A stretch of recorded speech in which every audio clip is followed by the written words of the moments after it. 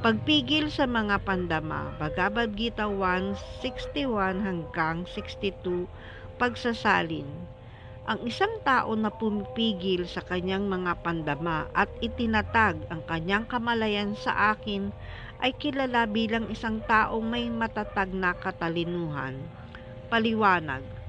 Ang pinakamataas na kahulugan ng perpeksyon sa yoga ay malinaw na ipinaliliwanag dito bilang kamalayan kay Krishna. At maliban na lamang kung ang isang tao ay may kamalayan kay Krishna, hindi niya kailanman tunay na mapipigil ang kanyang mga pandama. Gaya ng nabanggit, ang dakilang pantas na si Durvasa Muni ay nakipagtalo kay Maharaj Ambarisa. Si Durvasa Muni ay nagalit ng walang dahilan dahil sa kayabangan at hindi niya napigil ang kanyang mga pandama. Sa kabilang banda, ang hari na hindi kasing makapangyarihang yogi ng pantas, subalit isang deboto ng Panginoon, ay tahimik na nagtiis sa lahat ng kawalang katarungan ng pantas at sa gayoy nagwagi. Nagawang pigilan ng hari ang kanyang mga pandama dahil sa mga sumusunod na katangian gaya ng binanggit sa Srimad Bhagavatam. Itinuon ni Haring Ambarisa ang kanyang isipan sa mga lotus feet ng Panginoong Krishna. Ginamit ang kanyang mga salita sa paglalarawan ng tirahan ng Panginoon. Ang kanyang mga kamay sa paglilinis ng templo ng Panginoon, ang kaniyang mga tainga sa pakikinig sa mga kasaysayan ng Panginoon, ang kanyang mga mata sa pagtingin sa anyo ng Panginoon, ang kanyang katawan sa paghawak sa katawan ng mga deboto, ang kanyang mga butas ng ilong sa pag-amoy ng halimuyak ng mga bulaklak na inihandog sa mga lotus feet ng Panginoon, ang kanyang dila sa pagtikim sa mga dahon ng tulasi na inihandog sa kanya, ang kaniyang mga paa sa paglalakbay patungo sa mga banal na lugar kung saan nakatayo ang templo ng Panginoon, ang kanyang ulo sa pagpupugay sa Panginoon, at ang kanyang mga hangarin sa pagtupad ng mga kagustuhan ng Panginoon.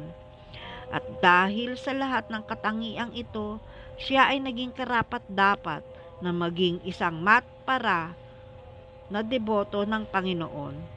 Srimad Bhagavatam 9:4-18 hanggang 20. Ang salitang matpara ay may pinakamalalim na kahulugan sa ugnayang ito. Paano maging isang matpara ay inilarawan sa buhay ni Maharaj Ambarisa. Ayon kay Srila Baladev Vidyabhusana, isang dakilang pantas at acharya sa tradisyon ng mga matpara, sinabi niya na ang mga pandama ay ganap na mapipigil lamang sa pamamagitan ng lakas ng pagmamahal na paglilingkod kay Krishna. Minsan ay ginagamit din ang halimbawa ng apoy, gaya ng maliliit na liyab na tumutupok sa lahat ng bagay sa isang silid. Gayon din si Panginoong Vishnu na nakatira sa puso ng isang yogi ay tinutupok ang lahat ng uri ng dumi. Iniuutos din ng Yoga Sutra ang pagninilay-nilay kay Vishnu at hindi sa kawalan. Ang tinatawag na mga yogi na nagninilay-nilay sa bagay na hindi anyo ni Vishnu ay simpleng nagsasayang lamang ng kanilang oras sa walang kabuluhang paghahanap ng isang ilusyon. Kailangang maging may kamalayan tayo kay Krishna. Dapat na nakatalaga sa kataas-taasang persona ng Diyos. Ito ang tunay na layunin ng yoga. Bhagavad Gita 2:62, pagsasalin. Habang pinagninilayan ng isang tao ang mga bagay ng pandama, siya ay nagkakaroon ng pagkakabighani sa mga ito. At mula sa pagkakabighani ay lumilitaw ang pagnanasa. At mula sa pagnanasa ay lumilitaw ang galit. Paliwanag, ang isang tao na hindi may kamalayan kay Krishna ay naaakit sa mga material na pagnanasa habang pinagninilayan ang mga bagay ng pandama. Ang mga pandama ay nangangailangan ng tunay na pagkakaabalahan, at kung hindi sila maihahandog sa mapagmahal na paglilingkod sa Panginoon, tiyak na maghahanap sila ng pagkakaabalahan sa paglilingkod sa materialismo.